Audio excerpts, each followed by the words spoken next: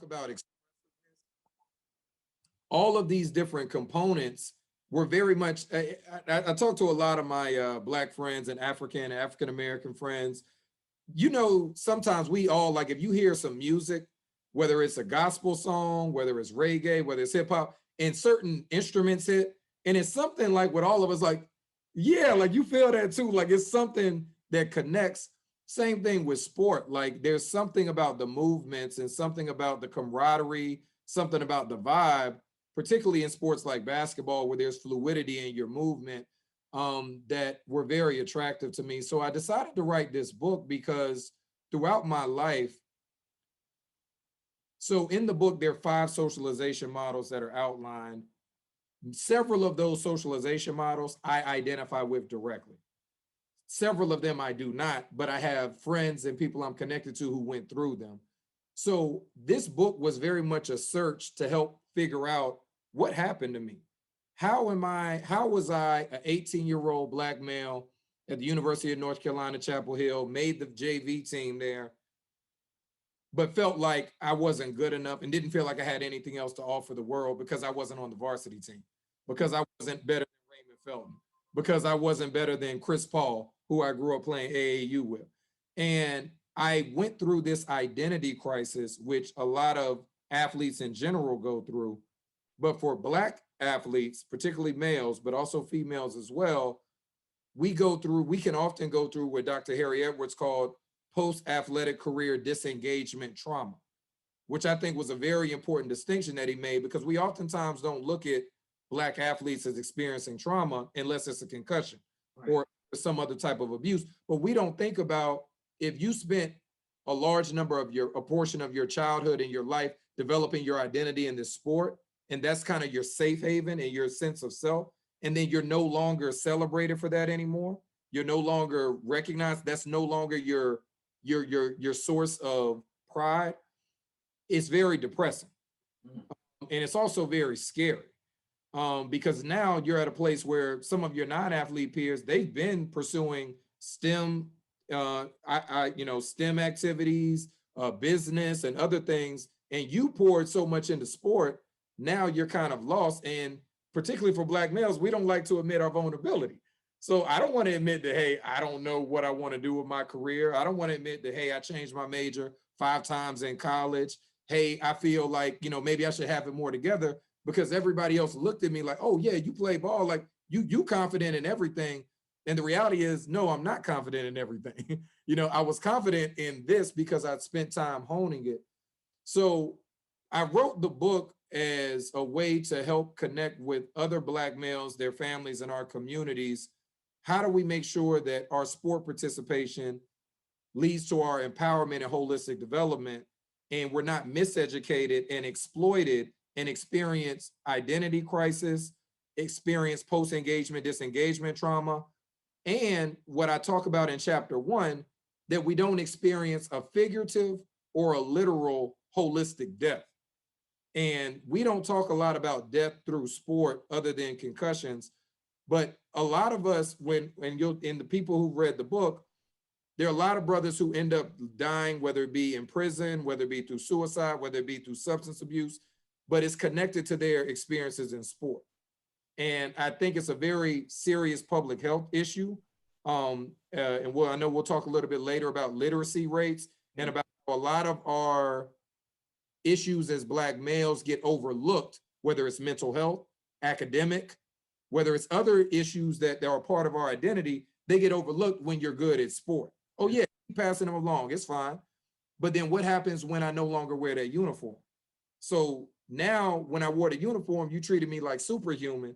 I take it off, I'm less than a human. Like, you don't even treat me like I can have feelings, that I can admit vulnerability. So I wrote the book to really highlight the complexity and the nuance of not only my experience through sport, but several Black male holistic individuals who participated in sport, who were either involved in studies that I conducted or people who I interacted with or observed from afar. Thank you for sharing. When you mentioned the way that you get celebrated through sports in a very public way, right? So I would almost liken it to Like, Joey, you know, when you would tell people, man, I'm in a PhD program, you'd be like, for real, go ahead, young brother. Right, right, You right. know, young brothers like you know? Right, And right. you do that on a regular basis, but it's not at the magnitude of someone else who's on the billboard of their small town in Texas. And now name, image, and likeness. One of the things that I just based upon what you said that I'm worried about is what happens when these young brothers on the billboard at 17 years old, potentially 18 years old, 19 years old, and you get that one-time payout, but you don't make it to the league, you get injured and the money is gone. What does that do for their identities? So we think about things in terms of like their physical death, right? And then you have a spiritual component to the book. So like, depending on what your faith is, you might think of a spiritual death. Absolutely. There's a death to like people's identities that people experience. But then there's also like a financial death that we don't always think about or to articulate in ways that are meaningful in how we're trying to educate and enlighten people. And so I think back to, you remember when Cam Newton was a quarterback for Auburn, that one great year he had. And you mentioned Dr. Harrison, right? So when I was TAing for this class called African Americans in Sport, the professor would always put this picture of a Cam Newton with his arms stretched out, right? This big black quarterback. And then this sea of white folk in the crowd, right? And you just, like, what do you see here? There's no black people in the stands. Facts. So I just think about like, what does sport do to us in terms of how we think about, is this the way that we can be accepted in a society? The only way that the broader society, the mainstream society, can really love me and appreciate who I am is through participation in sport. So does that go beyond even like the way we think about masculinity, or is it, how does that interact with how we engage with our masculinity or our manhood? Absolutely, fam. I mean, you're touching on some deep topics, and I would expect nothing less from you because I'm familiar with you and your work. There's a couple of things that you highlight that I want to make sure that are important for the audience to hear. One, what you're talking about has deep historical, socio-historical, socio-cultural, social political, and social economic roots. In this country, in the United States, we as Black people were codified as property, less than humans. There were select activities that some of us would be allowed to pursue and we could receive better treatment, sport being one of them. So during the 1800s and even the 1700s, you had sports like boxing. Later in the late 1800s, early 1900s, we were allowed to be horse jockeys, riding horses.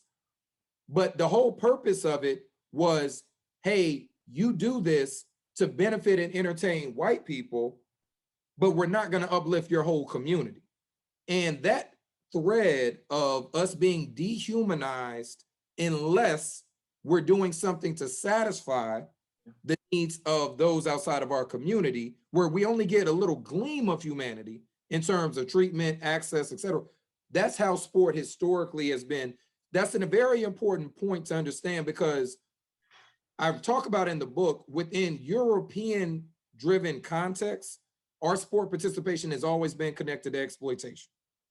Now, we as people of resistance, as people of excellence, we've always tapped into our African spiritual roots, and we've always used sport, music, education, all these different entities, and we've allowed our humanity to shine through, even in a system that's seeking to dehumanize us. And then even in our African, ancient African cultures, sport was always connected to communalism. It was always connected to survival and protection, and it was connected to spiritual connections, to our ancestors and to deities and higher powers that we were connected to. So that's a very important context to understand, to connect to what we're talking about today. In terms of the sea of white, remember, there's always been this eroticism and phobic obsession with us as Black people. And I encourage all of the audience, try not to use the term Black bodies, because that's the language that the oppressed will use to describe us. Oh, look at their body. We are Black people. We are human beings. We're holistic. We have bodies, but our bodies don't define our total existence. We have minds, we have spirits, we have relationships, we have connections. So we're not just our bodies, but what you described with Cam Newton, what we could say on any NFL Sunday, on any Power 5 Saturday, football Saturday, during March Madness, during the NBA Finals, you've got a large number of onlookers who are fascinated with the athletic prowess of Black males and females. This is connected to some deeper psychological, right, and deeper sexual, and we can, if we want to go deeper into that, we can. Okay. I'll just leave it at that for right now. Yeah. Motivations for why we appeal to certain people in certain ways. And so once again, there's this larger arrangement that says, hey, I'm comfortable letting LeBron make what he's making, but remember, somebody's paying LeBron. Now, he's doing a great job entrepreneurially in expanding his network, but the NBA, LeBron doesn't own the NBA right now. He doesn't own the Lakers right now. Magic Johnson has part ownership. He doesn't own Nike right now. So what that means is that LeBron's wealth is connected to making somebody who doesn't look like him even wealthier. That's not bad. I'm not knocking that because we need more of the strategic. But what I'm saying is let's keep in mind the apparatus that we're operating in, which was designed to keep us subordinate. Right. So what LeBron is doing that's brilliant, what I would argue a lot of our Black entrepreneurial athletes and Black athletes, they're saying, look, we recognize how this arrangement is set up, but we're empowered. We're going to navigate this to help benefit our community. We're going to build schools. We're going to support Black businesses. We're going to hire our own. We're going to show that we are legitimate and we are credible and talented in multiple ways. But to your point around the question of what does that do to the psyche of a young Black male? I go back to authors like James Baldwin. I go back to authors like Paul Robeson. I go back to authors like Ta-Nehisi Coates. You're in a twilight zone and it could drive you crazy. Because like you said, fam, we tell people, hey, we're going to get our PhD. Everyone's like, yo, that's good. You're doing your thing. Oh, you made the team. You did. What happens if I dropped out of the program? What happens if I tore my Achilles heel and I'm no longer the athlete? You ain't going to clap for me and still show me that energy and that love. That's a deflating feeling. So it's like, so my only value, you only get excited when I can produce in a certain way. Once again, you're reducing me to my body. And that's something that our community has somewhat internalized that, hey, we only need to celebrate our young brothers when they do well in these ways. And that's a very dangerous thing. So later on, when their athletic career is over and they experience some employment issues, mental health issues, relationship issues, everybody want to say, oh, you just didn't mature. You just didn't grow out of it. You just holding on to da-da-da-da. But the question becomes, well, why would he hold on to that?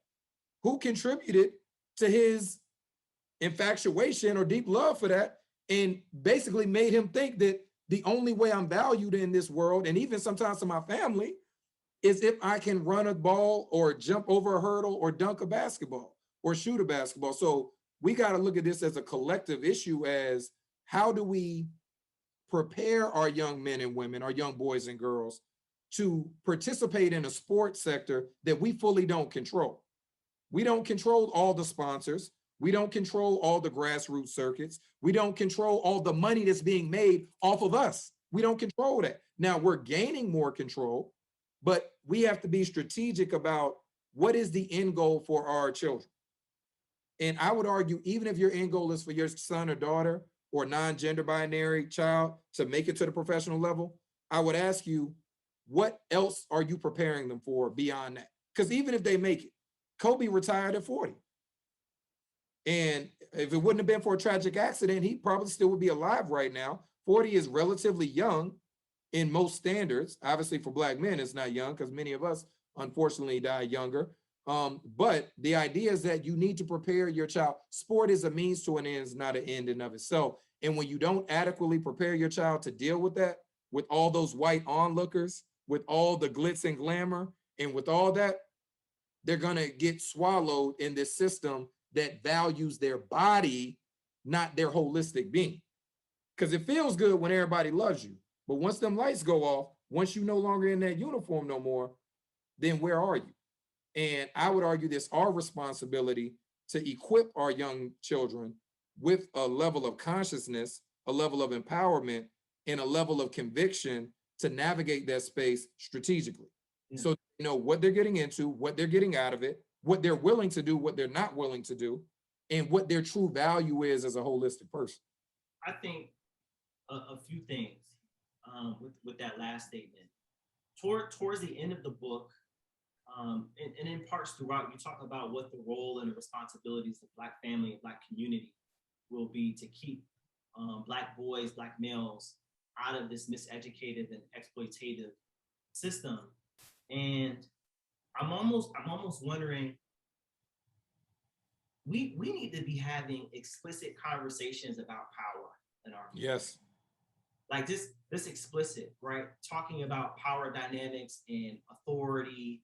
And I'm not, Black people are spiritual people, generally speaking. I know that we're diverse on the spiritual spectrum. We have atheist, agnostic, people who have all types of spiritual systems. But like in a Christian tradition, like we talk about like the authority of God, right? So from that cultural perspective, that cultural lens, like that's a way for us to sort of start to critique and analyze like who has authority over me in society, like absolutely in the earth. And those are conversations I think that even with my folks, we had not explicitly, but implicitly in ways. But it might be time for us to really have these conversations about power dynamics outright with our children. To there are aspects of the book where you talk about critical race theory. Critical race theory is this big buzz concept, these big buzzwords that are popular now in media. And I'm wondering if you can just kind of level set for us, like, what is critical race theory and how does it apply to the models that you talk about in your book? Absolutely.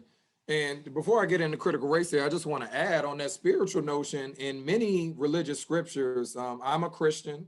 Jesus Christ is my Lord and personal Savior. My father, my biological father, he's passed away now. He was a devout Muslim. And he talked to me and gave me the Quran. I went with him to the mosque and learned a lot about Islam.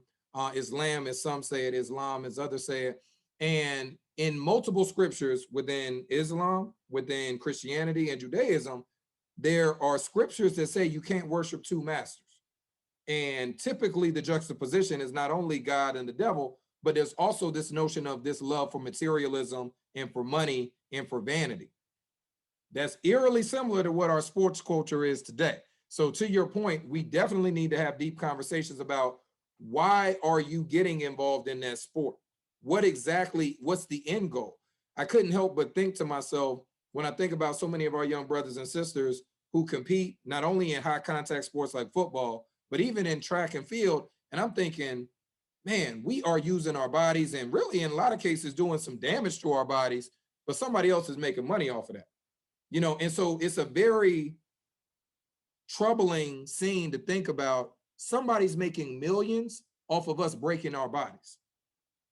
You could talk about boxing, you could talk about football, you could talk about a lot. So if we're not intentional about what we're doing and what we're going to get out of this, essentially we're being exploited. You know, there's that quote, one of the brothers says, build your dreams or somebody will pay you to build theirs. You know, and this disposability kind of theme with our lives. So that's that point I wanted to highlight. But to critical race theory in a very short way, all it says is that racism is endemic in the United States.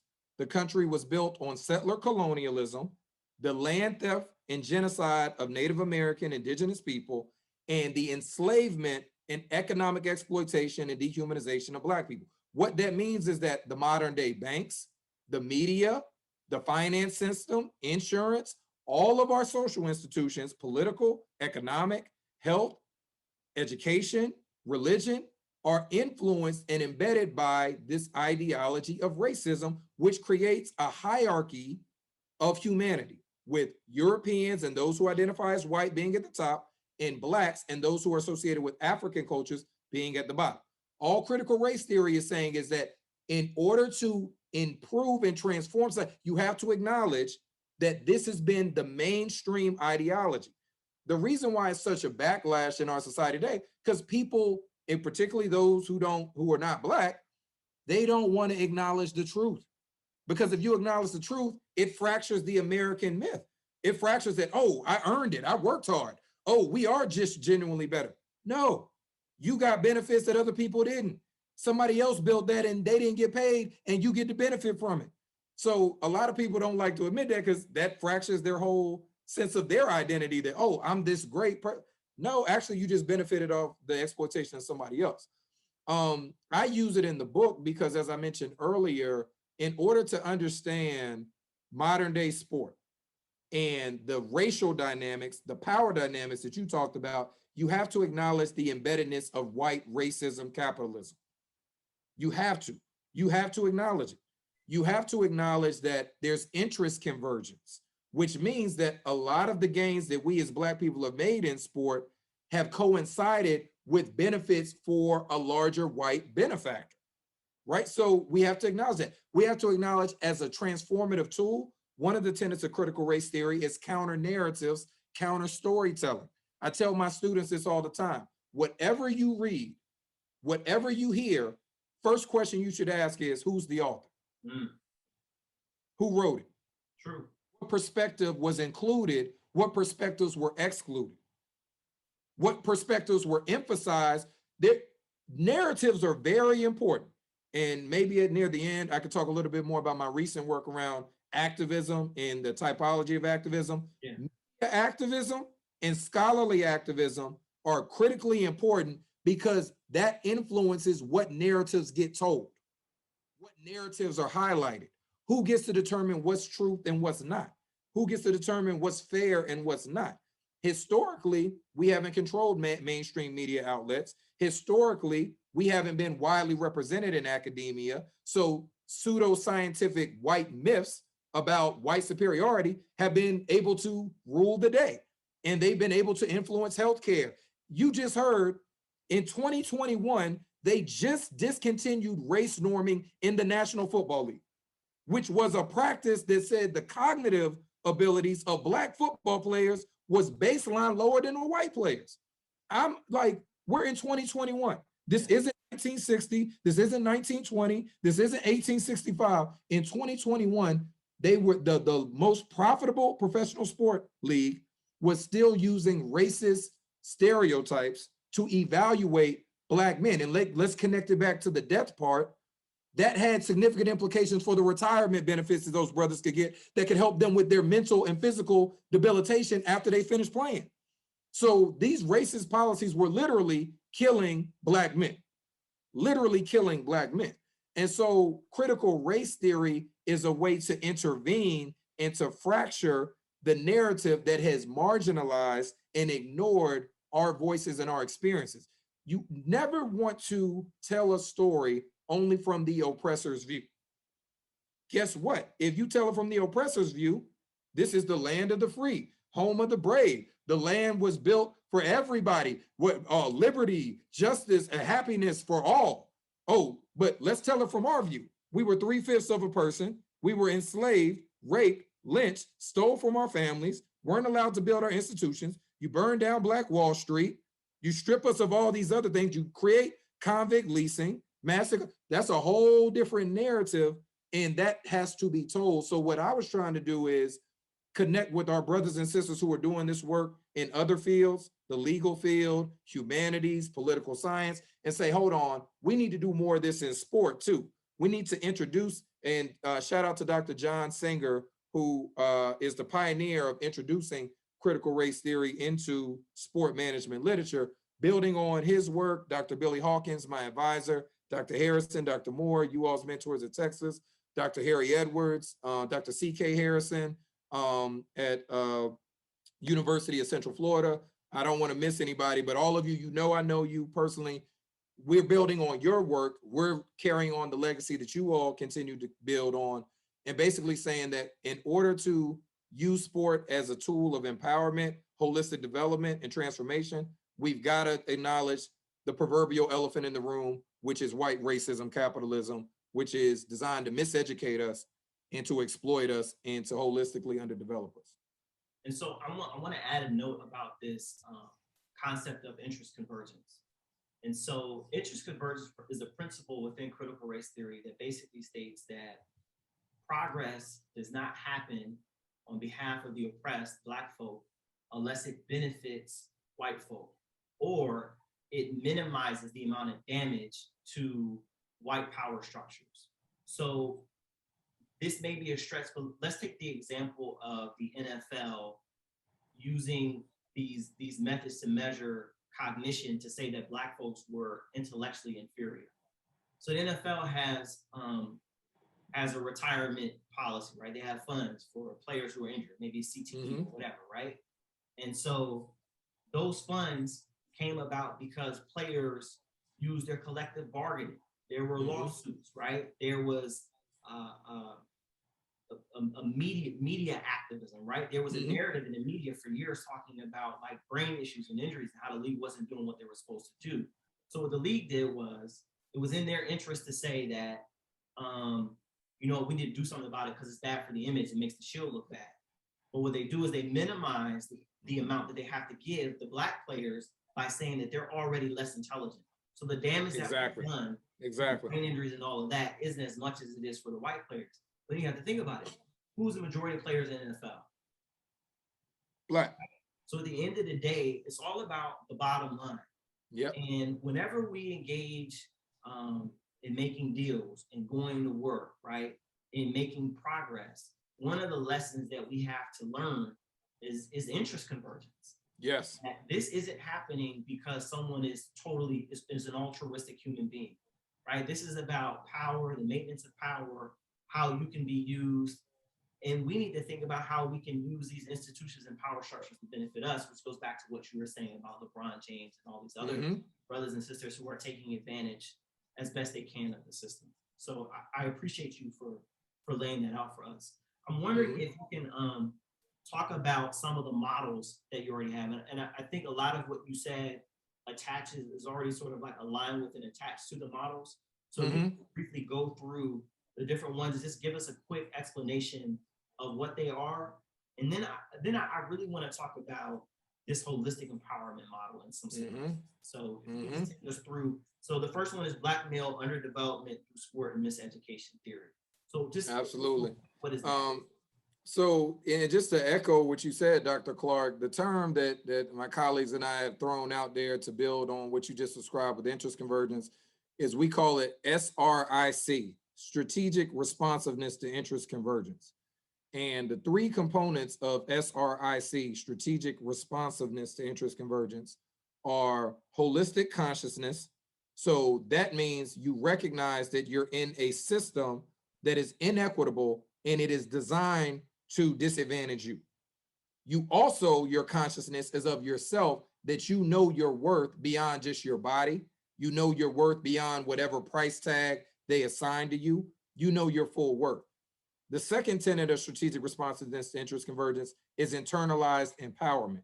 So you have to feel like my decisions, my agency within this dynamic can lead to some kind of benefit, not only for me and my family, but for us as a race. Because if you don't think that anything you can do matters, is that, well, right, racism, capitalism is going to go on. And I know a lot of my critical race theory colleagues disagree with me because one of the tenets that Derek Bell introduced was the permanence of racism. I understand what he's saying, and there is ample evidence to support the argument of that. But like I said, I'm a Christian. As a child of God, and who I believe we're made in God's image, and I believe we are redeemed and we're going to be I can't be that deterministic about the way the world works. Not to mention race. If you look at the history of the world, racial categories is a relatively new phenomenon. Like the way we describe race, so I can't say that something's going to be permanent. It hasn't even been permanent in the whole history of humanity. Right. So I would just add, just think about what you just said.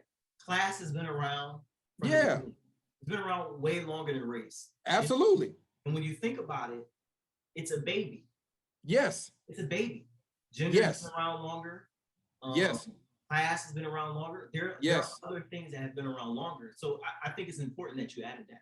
Absolutely. I mean, because we got to know our history. Like we can't say, oh, because we lived in this context. This is the way white, quote unquote, white, Black, Native American, Asian, that's not how we've always interacted. Like colonialism hasn't been the narrative of the whole world forever. So we've got to, address that. And then the last part of strategic responsiveness to interest convergence is engagement and counteractions, which I'll circle back to when we get to the holistic empowerment model. But not only do you have to be conscious, not only do you have to feel empowered, but you have to engage in concrete actions that counter the system that's designed to oppress you. Like you can't just talk about it. You can't just write about it, even though those are forms of resistance. There's got to be strategic decisions, such as entrepreneurial appetite, such as reach athletics, right? Like Afrofuturism. These are strategic responses to a system that's designed to disempower us, particularly economically. The 5 models in the book, the illusion of singular success model, the elite athlete lottery model, the transition recovery model, purposeful participation for expansive personal growth model, and the holistic empowerment model. So the illusion of singular success model connects to what you referenced earlier, which is the Black male athletic identity foreclosure and Black male athletic identity role engulfment, which I call gendered racism through sport. Oftentimes when we talk about like intersectionality and gendered racism, we automatically think Black women. Yeah. Women experience a distinct form of sexism and racism, not only in sport, but in society more broadly, but Black men do too. And we don't describe it as sexism, but it is. It's racist. Think about it. Mm. When you think about the Black Lives Matter movement, who are the number one, the highest rate of Black people who get killed by police officers? Black men. When you think about genocide and the killing of Black people, who is killed at the highest rates historically? Black men.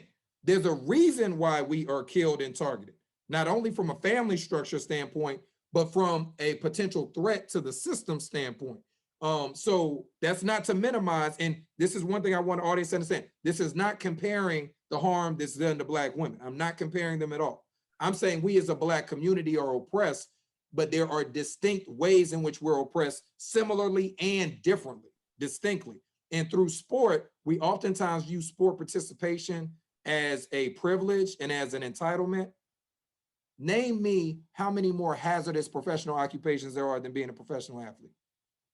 It's very dangerous. So we consider it, it's great that you get all this money, you do all this. But like we talked about earlier, is it really a benefit if I've never had money before? Nobody teaches me how to manage my money. Everybody's been celebrating my body my whole life. My mental health has been overlooked. And as soon as I get injured, I'm left for dead. But if I was a Black woman or or Black male who wasn't an athlete, I'm going to be focusing on other things to develop who's actually benefiting more from that situation. I would argue the brothers and sisters who were not athletes, right? So it's like sport isn't always a privilege. It comes with a cost, sacrifice and cost that comes with it that we oftentimes don't describe. So the illusion of singular success model says, whenever you create a system around a young person that says your body is the most valuable aspect of who you are, and you fuel that athletic role engulfment, and you're not holistically supporting them, you're creating the illusion of singular success, which means that they begin to believe the only way that I'm a human, the only way that I can succeed is through this illusion that I have to be a professional athlete, the illusion that I have to get a Division I scholarship. Because in some cases, you have a better chance of winning the lottery. It doesn't even have to do with your work ethic. This is why it drives me crazy when I hear some of these guys, and I love Kobe, rest in peace, but like somebody say, if you want to do it, you can do it. I'm like, Kobe, you were also 6'7". Your dad was a professional basketball player. You had access to certain, like, come on. Like, not only did you have the Mamba mentality, but you had some other Steph Curry. I love him. You cannot say that, though. Dad was a professional. Kobe can't not say that, though, Joey. Right. Because that's part of the interest convergence. Kobe. Absolutely. You got absolutely pipeline going, right? Because there's a whole economy built on which brothers getting in and selling the merchandise back to everybody else. Exactly, which is why when you say we got to have honest conversations about power. Yeah. gotta have honest conversations about power, about what messages are we sending. We can tell our young people, work hard, believe in your dreams, but don't believe that there is only one dream to attain, and don't believe that there's only one way to impact the world and to be the best version of yourself. If you're gonna play a sport and it's gonna lead to opening up opportunities for you and your family, and it's gonna lead to more than just what you do with your body in between the lines or in the pool, on the field, on the court, that's what we call the purposeful participation for expansive personal growth model. Because now you're approaching sport as a means to an end, it's not an end in of itself. So the illusion of singular success, gendered racism in sport, you reduce them to their athletic identity in their body, and subsequently they experience hardships academically, psychologically, financially, etc. The elite athlete model acknowledges that there are many of our young men who do end up playing professionally, who do end up playing overseas, who compete long-term, short-term, etc. But what I write about in that chapter is there's heterogeneity in the experiences that they have. I talk about Lawrence Phillips, standout football player who played at Nebraska, won national championships, player of the year, first round draft pick for the St. Louis Rams, later ended up incarcerated and committed suicide. I talk about LeBron James and Kevin Durant in that chapter about where they grew up, Akron, Ohio, raised by his mother.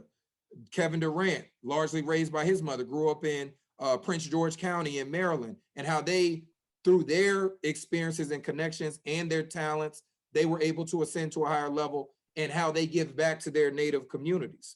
So they have a level of consciousness that I have to give back. It's not just about me making it. So there's heterogeneity in the experiences of the elite athlete lottery model in terms of those who make it, because just because you make it to the professional level, that doesn't mean all your problems are solved. Sometimes, in many cases, it means your problems are multiplied, because now you got a target on your back. People expect for you to be a walking ATM. They expect for you to never run out of money. Everybody who you ever winked at or said hello to, you owe them somehow. So I talk about that in that chapter. The transition recovery model, this is the model that I identify with the most. This means that you participated in sport, you had support systems around you that were trying to tell you that you're more than an athlete, but you were drinking that athletic Kool-Aid a little too much. You was feeling yourself too much, and you experienced the illusion of single success. But at some point in your life, you experienced a transition that allowed you to recover and to holistically develop yourself. Yeah. I that bill full-fledged front and center, because I had positive Black role models around me. I grew up in the church, grew up in Greensboro, went to enrichment camps, all these things. But when I couldn't play basketball anymore, I felt like I was less than, I couldn't do anything. So let me ask this question. Did you grow up middle class? Middle class, yeah. Well, what many would call middle class, yeah. Right. So the point both parents went to college. The point I want to make is that we sometimes think that these issues that brothers have going through the conveyor belt, right? Yep. That pipeline that just pumps us through athletics and spits us out if we can't make it. We think that that's just about brothers who grow up poor, in poverty, or in the hood, or in the country. And that's not the case. And I think to my older brother who has schizophrenia, I think about what happened when he tore his ACL his senior year playing football in high school. Then I go back to, he was 2 grades ahead of me when we were really young, so early elementary school, playing basketball. He was bigger than everybody else, and his name is Calvin, but Terminator 2 had just come out, so they call him Calvinator, just because he's bigger than everybody else. And so my point is that all of these conversations that we need to have about power, the way that we're very careful about the sports organizations that we put our sons into, knows no class boundaries. Yeah, absolutely, none at all. Level, the world, not just the world as it is within white racism capitalism, defines brothers as their body and not their holistic selves. Absolutely. I mean, even I'll go to what you said too about you all calling him Calvinator. We use a lot of terms that create like alter egos with young brothers. Dion, Primetime, Allen Iverson, The Answer. MJ, Air Jordan. Once again, all of these terms are dehumanizing because it makes you something other than a human. It makes you superhuman. If you're a Calvinator, then you like the Terminator. You got superpowers, you're bigger, etc. But what that does is that it highlights what you said. And I know some people put in the chat, Tommy Curry's book, shout out to him, The Man Not Race Genre, Genre and the Dilemmas of Black Manhood. He talks about Black male vulnerability. Similarly, in this context, I'm talking about within sport, and I cite Tommy's work in the text. There's an invisibility to the pain of Black boys and men across all classes. Yeah. Say that again, because we oftentimes in the media, they talk about this rags to riches story. The Black boy who grew up in the projects, working, you know, did all this, he went through all these hardships. There's a level of what I would call an infatuation with the Black pain. And I know a lot of people aren't a fan of him, but I'm gonna still shout him out because he made this good point. Dr. Umar Johnson said, Black pain is for profit. Yeah. So if you want to make money, tell a story about Black people going through some pain. Show a bunch of Black people, name me one other group in the US, do you see a dead corpse or their bodies being mutilated on television routine? They don't show white men like that. They don't show white women like that. They don't show Black, they don't show that on the news like that. But because our pain is invisible and our pain is, which gets to this idea that, oh, we're superhuman. We should be able to take a bunch of lashings from being whipped. We should be able to be lynched and castrated and, oh, we're okay. Or bang your head against somebody, get up from that concussion and you're okay. But this is where we have some complex issues around how our Blackness has been defined and how our manhood and masculinity has been defined. We don't have room to show that vulnerability, which is what Tommy says. And what I'm saying in my work is, if you make our pain invisible, whether you're middle class, upper class, guess what? The pain is still the pain. Brothers who grew up in upper class who committed suicide. Brothers who grew up in upper class who were incarcerated. Brothers who grew up in upper class who feel lost.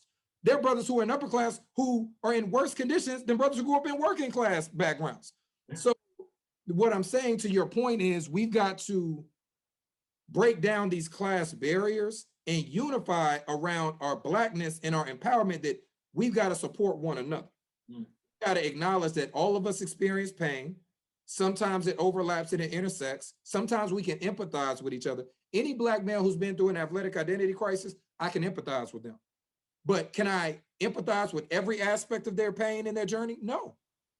My mother raised me. My parents got divorced when I was 8. I knew who my father was. I had a relationship. So if you're telling me, can I relate to a brother who didn't grow up with their biological parents, who had certain difficulties? I had friends, multiple friends who were raised by grandparents and stuff, but I could sympathize with a part of their pain, but we could empathize with the collective pain of being Black males trying to grow up in a society and find our manhood when it's being restricted and suffocated. Back to the point about figurative death, like, and literal death. We know it happened with George Floyd, rest in peace and power.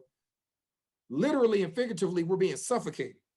And we're only allowed to breathe if we're doing something, back to the interest convergence, that's benefiting something beyond our own communities. Because guess what? If we get too empowered, there's a revolution. What happens after the revolution? There's a transformation in the whole social reality in which we live in. That's what we're fighting. That's what I'm fighting for. Everybody I'm in the struggle with, that's what we're fighting for, is to transform the social reality that we live in so that Black males and women and non-gender binary conforming, all of us can thrive. We can be successful, whether we can shoot a jump shot or solve a calculus problem or grow fruit in a farm. We can value ourselves. We can live healthy lives. We can be safe. We can love each other without the threat of death imminently. So for me, it's about that empowerment. It's about recognizing, hey, we're human beings. We feel pain just like anybody else. And if we don't have healthy outlets, that's why I want to shout out Dr. Angel Brutus, Dr. Aaron Goodson, Dr. Emmett Gill, a lot of our sports psychologists, mental health, wellness, social workers, who are doing some very important work to intervene and destigmatize mental health in athletics broadly. but particularly among Black coaches, Black administrators, and Black holistic athletes, we've got to understand that as humans, and shout out to Simone Biles, for real, for having the courage to say, look, I am more than an athlete. My mental health is more important than me doing and winning medals for y'all. Shout out to her, because that level of courage fractures the system that says you can't be a human.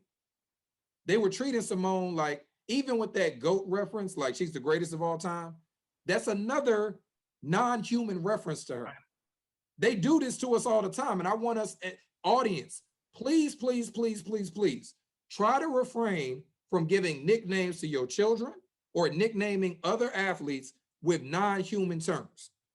That, to me, is causing more damage than we think. Because what you're doing is saying that if you're air, if you're the answer, if you're Superman, if you're Superwoman, if you're the GOAT, then you can't have mental health issues. You can't make a mistake. You can't go through regular life trauma. You can't experience depression. You can't not want to play no more. Like, if you don't allow the holistic person to live and breathe, essentially you're suffocating it, and eventually it leads to our untimely death, literally and figuratively. And so I'm glad you pointed that out, because you said death a few times, and I just want to reiterate to the audience and the listeners that when we say death, it's not just your body dying. It's like the death of your identity, right? Yes. If you don't have a holistic sense of self, if your self is just narrowly defined as athlete or narrowly defined as whatever, when that is gone, like a part of you dies. And so I just want to level set with that, and then kind of go back to like changes in terminology, right? So the words we use are powerful. And so I think towards the end of the book, you outline the necessity to no longer use the term student athlete. Can you talk about those terms and why it's important that we start changing the terminology with how we describe our young brothers who participate in sports? Well, the student athlete, what it does is, when you say it, you reduce a person to two identities, a student and an athlete. Now, a person can be a student and an athlete, but they're also a leader, a son, a daughter, maybe a musician, an artist. Like, there's more to who they are. So I refer to people as holistic individuals, because if you call everybody holistic, it allows the multiplicity of their identities to be acknowledged from the beginning. That you're a holistic king, you're a holistic queen, you're a holistic athlete, you're a holistic student, you're a holistic musician. And so for me, when you say student athlete, one, the origin of that term as it pertains to intercollegiate athletics was created by Walter Byers, the former executive director of the NCAA.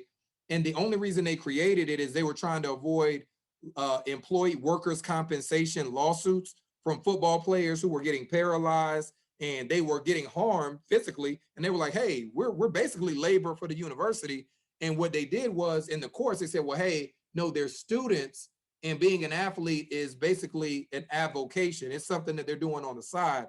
So that was a strategic term used to legally evade responsibility and liability for injuries. So once again, understanding the history of some of these terms. Now, if you run a program called Scholar Athlete, Student Athlete, and it focuses on developing them holistically, I don't mind you using. It's always about the context, but it's very important to say you're not just a student, you're not just an athlete, right? Because what happens after you graduate? You're no longer a student in college, but aren't you still a student in life? Aren't you still a lifelong learner? Aren't you still growing and maturing as a person? So there has to be room for the acknowledgement of holistically who we are. That's what I'm arguing, because if we think about it, at every AAU, every Pop Warner football, everything, if we started just calling holistic people, holistic, eventually people are going to start asking, like, well, what does that mean? That's right. I cannot tell you. We started Collective Uplift at UConn back in 2014. I would ask the quote unquote student athletes who walked in the room. We used to have this activity at every meeting. When they walked in, the first question I asked them is, who are you? And they would look at me and I said, hold on, before you answer it, don't mention anything about your sport. Multiple of them will be stumped, like, Eventually, they got to the point where they'd be like, my mother and my son's son. I am Nigerian. I am a descendant of African person who was enslaved in this country. I am a leader. I'm an artist. I'm talented. I'm gifted. So we had to build it up to that point. But when they first walked in there and I said, who are you? Don't say athlete. The first thing that came to mind was I'm an athlete. They couldn't think of anything other than that. Why? Because their whole lives, that's all they've been called. That's all they've been celebrated for. And I want you to critically ask yourself, everybody in the audience, in your communities, the young people who are involved in athletics, do you celebrate them and reward them to the same extent, to the same frequency that you do when they do well in their sport? There should be a bigger trophy for the young sister who won the spelling bee than any sports trophy out there. And I know she wants to play professional ball. And I salute that she's going to be a pro. She's going to go play and do it big. But we got to think about, what do we reward and what are the consequences of doing that over time? Human beings are conditioned.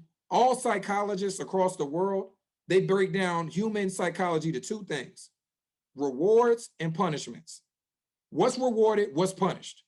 As a young child, if you say, hey, don't do that, and you give a spanking, eventually they're gonna be like, okay, I shouldn't do that. If you tell a child, don't touch that oven or the stove when it's burning, and they touch it and they get burned, they're not gonna keep touching it. Why? Because there was a consequence to it. But let's say every time they touched that stove, you gave them some Oreos. Every time they scored a touchdown, you took them to go get pizza. But every time they brought you home that A, you just said, good job, whatever. What you reward in the purposeful participation for expansive personal growth chapter, I talk about Myron Rolle, one Rhodes Scholars, a neurosurgeon now, doing great work. He highlighted this story about how his parents, whenever he came home from a football game and he did well, they would just say like, all right, cool, good job. When he came home and did something good from school, it was a big celebration. Right. They were reinforcing to him, even though he made it to the NFL, was what you do with your mind off the field will always be more important than what you do on the field. And if you can indoctrinate that in young athletes at a young age, young holistic athletes, they'll begin to strategically say, I'm playing this sport for a bigger goal, and this sport is something I do, not all of who I am. That's good. So we're gonna transition now and allow the audience to ask some questions. There are some people who written some things in the Q&A, but what I'm gonna do is for Sean and Daniel, I'm gonna go into the chat and I'm gonna make it so that you all can ask your question if you're okay with that, and just give you the opportunity to ask out loud. So as I'm setting that up, what I'm gonna do first is I'm gonna ask Dr. Cooper a question, and as he's answering that question, I'll go through and I'll unmute Sean first so that you can ask your question. And if you don't want to do it, then we'll just read it off in the Q&A, and then we'll go to Daniel's question after that. So at this point, if you have questions, you can type them in the Q&A, and then we'll go through that process. As one person asks their question, then I'll set up for the next person to ask theirs, and so on and so forth until we close, okay? So Dr. Cooper, you talked about consequences. There's an important part of the book that I thought should be highlighted, that I definitely highlighted, that talked about consequences for low academic performance. So could you talk about that and relate it to what you were talking about with Myron Rolle? And my question is do you think Black families would buy into that? I think it will take time for some Black families, because once again, Carter G. Woodson talks about this in The Miseducation of the Negro, that whenever you're trying to undo, and this is something for the audience, I want you all to think about this too. What you're teaching your children to learn is equally as important as what you personally and what they need to unlearn. So there's a lot of things that we've been taught that are not for our betterment holistically, but we've internalized it and we've tried to make it so that, hey, this is for our betterment, when it is not necessarily. So, you know, when we're talking about literacy, what message are you sending to the young person if you say, okay, I know you're not reading at grade level, but I'm gonna take you all across the country and play? What message are you sending them? and I don't want to be too brutal, but the message that you're sending them is what you do with your body is more important than cultivating your mind. That's what you're telling them. You can say all day, no, academics, but your actions, I hear what you're saying, but I see what you do. And so imagine if we said, hey, I don't care if you as good as KD, if you're not reading in grade level, you can't play ball. I believe in the power and the greatness of our young people. They're gonna be like, oh, word, that's the bar. I'm about to ace all these literacy exams so I can go play ball. Like, we don't challenge our young people and cultivate the support the way we need to make sure that they can be great in the classroom too. And it's not about going to college always. Even if you're going to get a trade, literacy is important. Like, literacy is very much important to every aspect of life. And anybody, and I've got family members who have been illiterate throughout the majority of their lives. They say how hard their lives have been as a result of not being able to learn how to read, if not earlier in their life, ever. It's a very debilitating state to be in. That limits your power when you don't have literacy. Why do you think they outlawed reading for Black people when they were enslaving us? Because they knew if we knew how to read, we would be able to unlock some power to change our current condition. So I think that it's important to set academic standards and other type of standards that foster our holistic development. Because if you just say, hey, it doesn't matter whether you can read or not, or whether you can perform or not, I'm gonna let you play ball no matter what. When it doesn't work out, whether they make it to the pros or not, you cannot say that it was just their fault if they get involved in criminal activity. You cannot just say it's their fault if they're involved in domestic violence relations. You cannot say it's their fault if they fall, because you created a context that rewarded certain behavior and you didn't penalize other behavior. So I think that in addition to academics, just general character development and supporting and helping the young people say, I'm more. So I would love to see, and as you know, Dr. Clark outlined in the book, financial literacy, cultural empowerment, character development, mental health awareness, career exploration and exposure, global and cultural enrichment.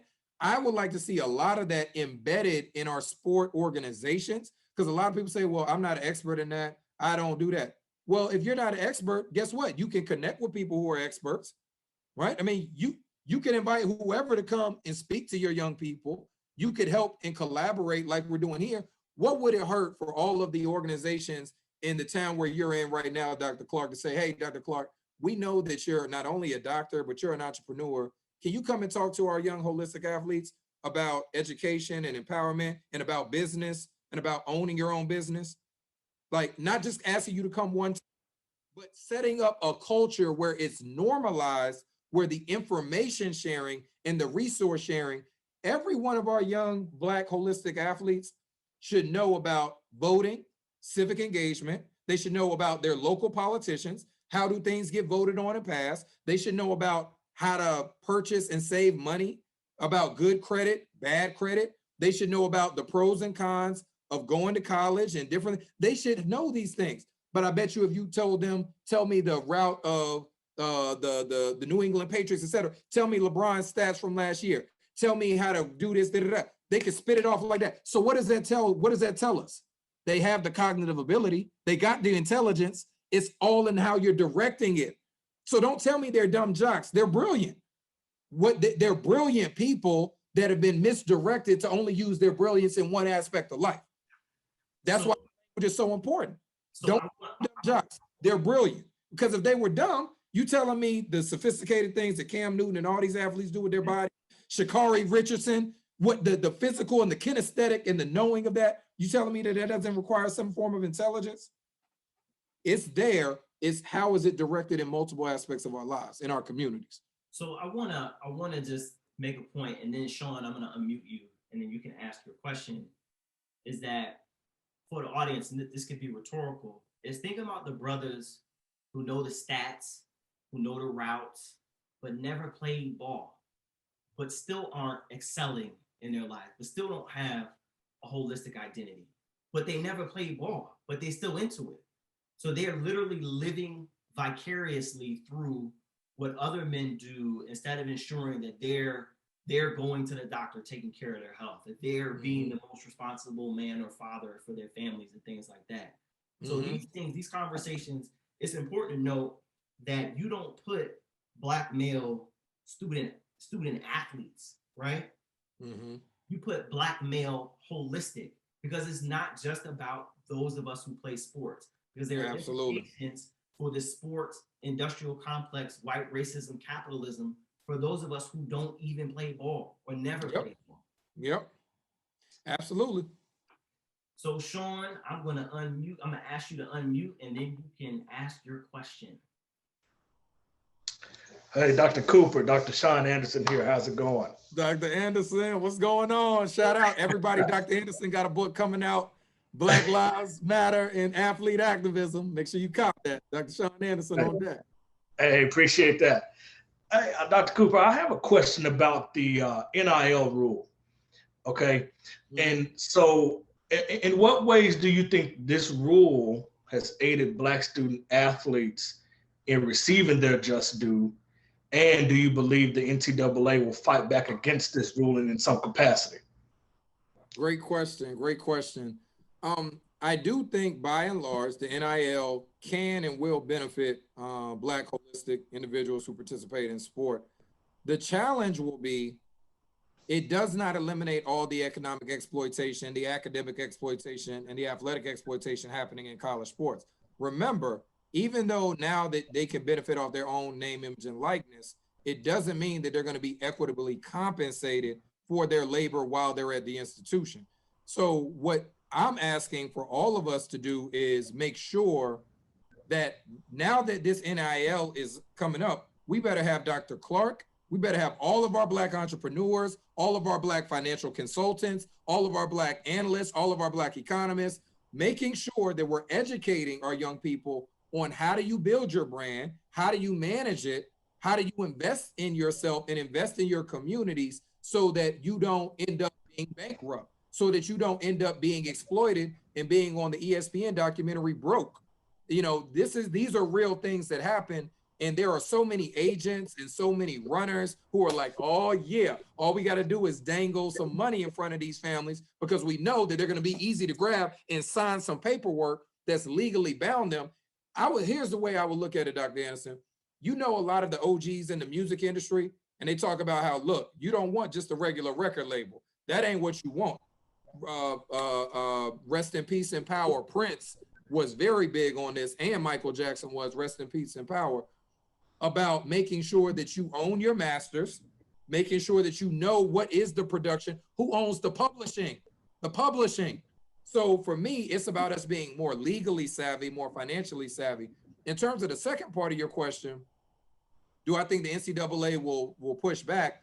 I think the NCAA will do what right racism, capitalism institutions do all the time, evolve, right? Remember how they say in 1865, slavery got abolished?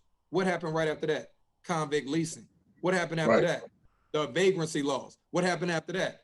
Mass incarceration. So what I think will happen is that there will be an evolution. But see, this is where we gotta, if we're doing what we're doing right now this evening and thinking and learning from our history and empowering ourselves, we're gonna have strategic chess moves to get around it. But what happens is we always, and this is what happened, Derek Bell, the pioneer of critical race theory, he said this was our Achilles heel, thinking that the Brown v. Board of Education and the Civil Rights Acts of 1964, 65, like, oh, we had the promised land now, we about to get Obama and all this and that. And you look at all of our wellness index, economic deprivation, mass incarceration, health. So we can't look at this as the same, the shining save all. We got to look at this as a minor victory, which to me, being able to benefit, it's almost like the abolishment of slavery. Like, we should celebrate it, but you should have never been enslaving me in the first place. I should have been able to benefit off my name, image, and likeness. So yeah, it's good to, you know, it's progress, but let's be real. Like, y'all were doing us dirty from the jump. So I think we need to be very watchful in how the NCAA, how these conferences, how they respond. And we need to be prepared like a true activist community would. What are our demands if you don't respond in the way that we agree with? Because if you all don't want to allow us to unionize, if you all don't want to allow us to collectively bargain, if you all don't want to allow us to to engage in other activities that can help benefit us holistically, then hey, we don't need to keep playing for y'all. We could use our talents elsewhere because we know that there's a monetary value on our talents. Why do you think why do you think all these shoe companies and other things are trying to get these young athletes? Because they know if we can get them there, we know how much they value. If we can get the next LeBron in our EYBL, you know how much money we gonna make off of him. So if we know that, hey, we hold the with our talents, not just our bodies, with our minds, with our communities, then we can start leveraging for more change. And I do want to also say, shout out to Dr. Gerald Horn at the University of Houston. One thing that I really would like to see us do is internationalize our struggle. And what I mean by that is building with our brothers and sisters in the Caribbean, building with our brothers and sisters across the continent of Africa. Like, we got to start looking at it more broadly so that the name, image, and likeness in the United States isn't just the end point. It's just one of the progressive points that we use to connect with our empowerment globally. And so now I'm going to go to Dr. Daniel Thomas. Thank you, Dr. Anderson, for your question.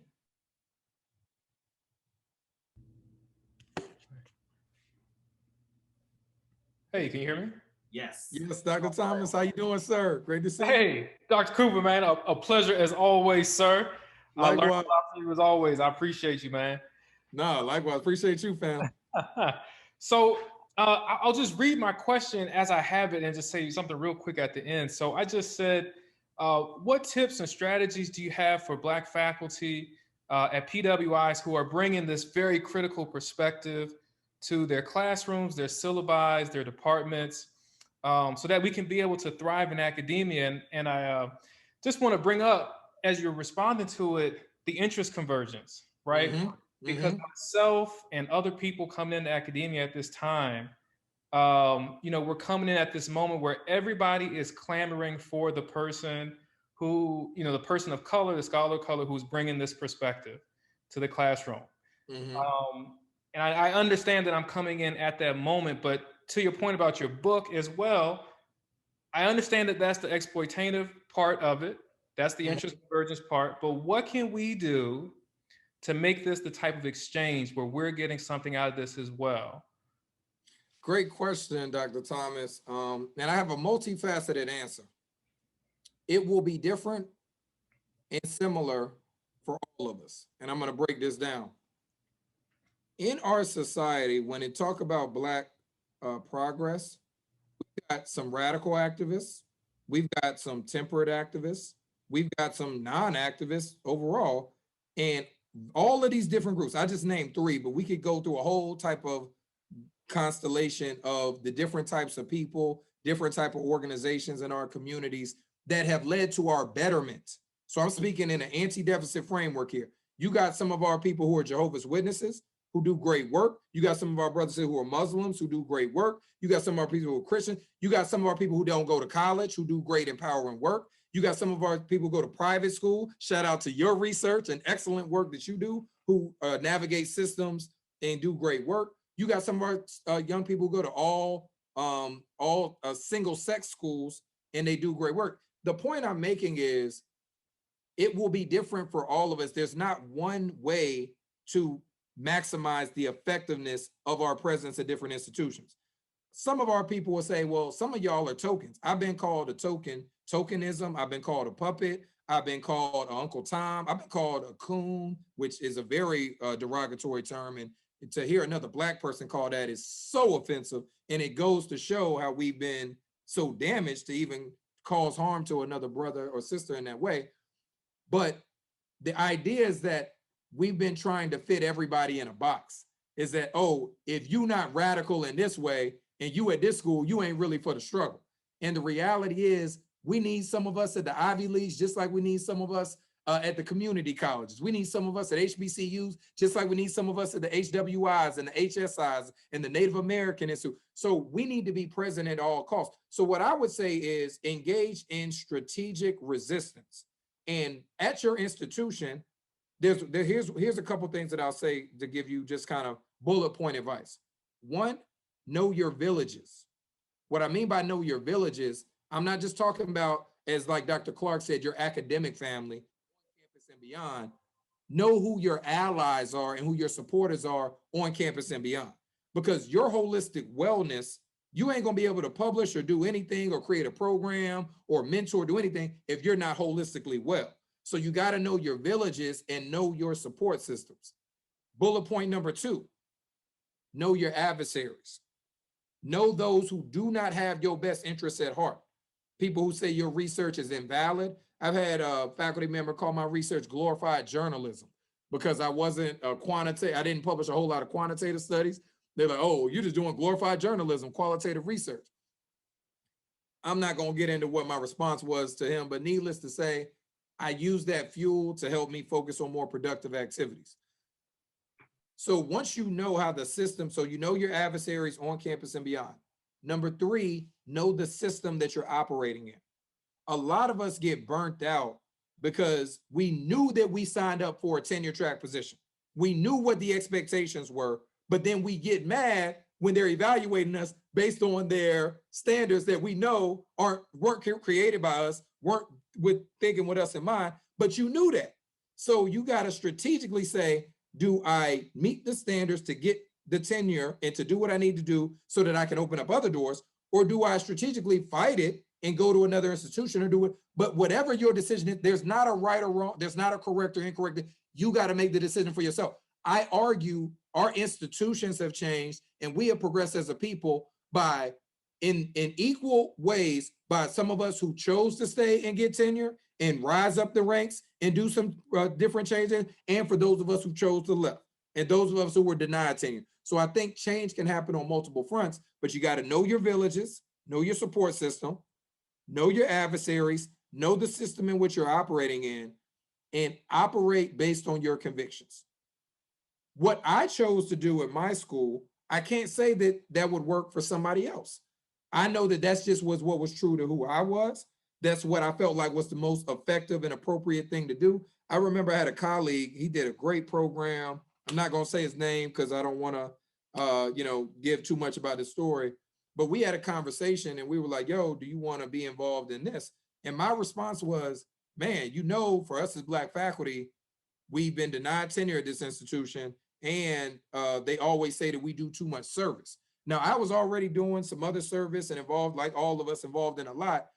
Some people would interpret that as, oh, you just trying to play the white man's game, But then when I look at some other colleagues who get burnt out from volunteering at everything and doing everything, I'm like, so was that the better decision?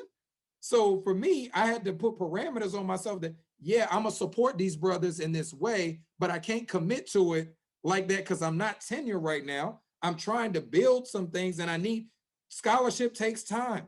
You gotta read, you gotta write, you gotta think.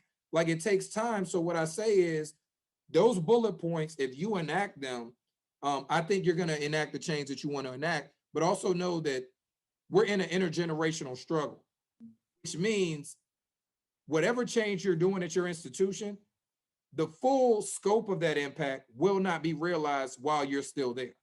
So you're doing something that somebody who comes after you will build on. So just know that just because you don't see the ivory towers crashing down or white racism, capitalism, or all this nonsense in the academy transform overnight, but just know that your presence matters. Your work matters. Building relationships across racial groups matters. And I know this, once again, I'm at odds with some of the people in our community, not that I want to be at odds with them, but some of our people who are like, nah, we don't need to interact with nobody outside of us at all. I disagree with that. I think there are certain times where it needs to be a family conversation. You're right, this is just us, but we can't say that we don't interact with nobody outside our race. Like that doesn't make no logical sense. Name what economy, what country on earth can sustain itself if it's not exchanging ideas, goods, and services with groups outside of their own. Which goes back to interest convergence. Interest convergence. Integration. That's integration. Integration. It wouldn't sustain unless it allowed some form of integration. Sorry to absolutely, but I just had to throw that in there. Absolutely, no, you're right on. And I'm gonna shout you out again. What Dr. Clark said: integration can be successful. What we have been experiencing is assimilation. We shout out to Dr. Joesph Cooper, whose work at Texas Southern talks about that. He's a former engineer, And he would always tell me, he's like, Brother Coop, integration is when there's an exchange both ways. What happened for Black players in sport, they took all of our a lot of our talented players from the HBCUs and benefited. They weren't pouring back in. They took us out of our schools and did other things. So that's, if we engage in true integration, that's when we'll thrive. But we gotta, once again, we gotta know our adversaries. Everybody don't want to integrate with us, right? Everybody don't want to break bread with us. Everybody don't. Some people are like, yo, you can be here, but I got to make more money off of you than you make. And some of us are gonna say like, nah, I'm not down. I'm not down with that deal. I'm going to I'm going to own my own. I'm gonna do my own thing. Some of us will say, all right, that's cool. You can make more. Like at the school that I was at, they were making more for me than they were paying me. But I strategically use my position there to engage in empowerment efforts beyond that, which allows for future progress to be made. So it's going to be different for all of us, but just, I would argue that those bullet points that I highlighted, that can help us get to that level. So Justin is asking to speak on the level of development that impacts comprehension and the accountability that it brings. So if we look at like the holistic education model, once someone has been holistically educated, what then is their accountability to the broader community is how I'm interpreting that question. No, that's a great question. And I know my answer to that will be a little bit like my answer to the previous question. And I'm gonna turn my light on here. Just relocating rooms. What I'm very hesitant, and I'm just getting some more lighting in here, so give me a second. I'm very hesitant to project my ethical orientation or my commitment to the larger race on any other Black person. I would hope that whoever is of African descent and Black would say, hey, I want to use my talents to benefit the greater good. So that's my hope, that that would be the approach that would be utilized. Now, the reality is, as we've talked about all night, we live in a white racism, capitalism society, which means that individualism and looking out for yourself and focusing on just material wealth just for your immediate family and yourself is often rewarded. And if you were doing something to benefit the whole community, that's often penalized. So I know we didn't get a chance to talk about the holistic empowerment model in detail, but in that chapter, I highlight Paul Robeson, Muhammad Ali, and Colin Kaepernick, and Dr. Harry Edwards as well. And whenever you're doing something to benefit us as a collective, remember that there's going to be a backlash, and everybody isn't in agreement with that. But I believe, this is just my belief, I'm not saying that everybody has to believe this. I believe, similar to what Jackie Robinson said, that, and I'm paraphrasing his quote, the true value of a person's life is the impact that it has on other people. And if you're not doing this for a collective good to help us, our people in real time while we're all living right now, and for those who come after us, I don't know. I mean, that's your personal preference. But to me, all information that we acquire, resources that we acquire, wealth that we acquire, it's like if Dr. Clark, Dr. Crooms, Dr. Thomas, Dr. Anderson, all of us have acquired this information through our PhDs, if we just said, hey, all right, we're good, we're not gonna share that to any other brothers or sisters, we're not gonna help, we're not gonna build, we're not gonna do anything, I would say shame on us.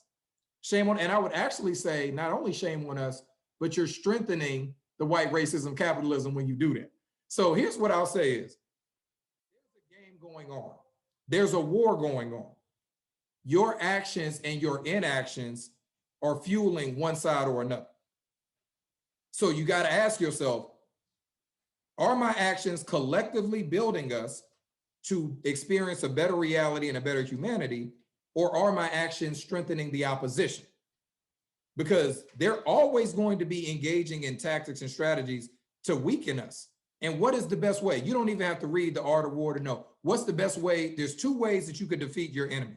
One is through confusion. The other is through division. If you divide a group of people and say, hey, that you're not connected to the other black, you're different. Hey, you're not black, you're OJ. Right. You ain't got to, don't worry about that. You different. That is division.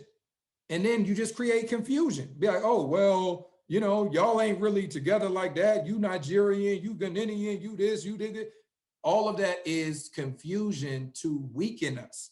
So I would argue anything we're doing to build collectivism, to reduce the egos, we all have them, but reduce it. Don't let our egos fuel them. Don't let them keep winning over us. You know, like there's a better humanity and a better version of us that we're going to attain, which connects to the title of the book, From Exploitation Back to Empowerment, because what we're going to end up doing when we get there, which to me on a spiritual level, that gets to our divine destiny, we're actually going to go back to the empowerment that we originated with, that we were built. That was what we were created to be and how we were created to love each other and to build with each other. We're going to get back to that, but it's got to be a collective spirit. So from my standpoint, I think that people should, but it's not my place to tell somebody else how to live their life and what they should value. Thank you, Dr. Cooper. I want to thank you for enlightening us, for telling us about your book. For those of you who haven't gotten it, here's the cover, okay? My good friend Brandon Crooms is going to put the link in the chat, and he just did it right on time. So if you want to purchase the book, you can get it on Amazon. It is especially good, I think, for anyone. If you're just a consumer who's interested in how to make your family better, your community around you better, if you're an educator, the models in there and suggestions for wherever you are in the community are really good for helping to get our young brothers in this holistic education model so that they can be holistic athletes and not just student athletes. So if you all would just give Dr. Cooper a round of applause with the hand clap emoji. And then I would ask that you all stay with us for a moment, because I want to talk about what we're going to do next month. And Dr. Cooper, I know we kept you over time, so you don't have to stay for this part, but I would ask that if the audience did, and we're going to just briefly go over what I have in store for you all next month, and I hope that you all are able to join us. So I'm going to share my screen real quick, and I'm going to share my screen so that you all can just get a view of what we're going to do next month. There we go. So next month, we are having a conversation with Adam Harris, who is the author of The State Must Provide: Why America's Colleges Have Always Been Unequal and How to Set Them Right. Adam Harris is a graduate of Alabama A&M, which is an HBCU. And this book kind of talks about how at the foundation of the founding of public institutions of higher education, how they were set up to be unequal from the very beginning, in which it talks about disparities between predominantly white institutions and historically Black colleges. And what's interesting about it is that it doesn't always compare the flagship HBCU to the flagship PWI. So there isn't, in this case, like a comparison between North Carolina A&T and UNC. He looks at the HBCU versus like what we might see, like what we might think of as the middle tier HBCU, and the chasms that we have in terms of funding and support go all the way back to the founding of these institutions, and I would say the founding of the American public higher education system. So please join us for that. As always, anytime that we do this, 10% of what you all give in terms of the ticket donations and sales goes to support some nonprofit organization. And I hope that by this time I would have established an endowment that I'm trying to start at North Carolina A&T, my alma mater, to support graduate students in the College of Education. And so there'll be more about that next month. The QR code is up there for you all to scan and register, if you will. Also want to talk about part of our mission is always to support Black businesses. And so a few months ago, we had the opportunity to get sponsored by Slim Pickens Outfitters, which is a Black-owned gear shop in Dallas, Texas. And so through the rest of this month, so I think there's 2 days left, you can go on there and you can use this this code to get 10 to 15% off all your purchases from Slim Pickens Outfitters. And their goal is to diversify the outdoors and make it a place where Black people feel welcome in nature. And we were also sponsored by Cirrus. And so Cirrus products are also sold at Slim Pickens Outfitters, and both of these are Black-owned brands that try to expand Black folks' access to the outdoors. So thank you all for joining us. Thank you all for being here, and hopefully we can see you all next month.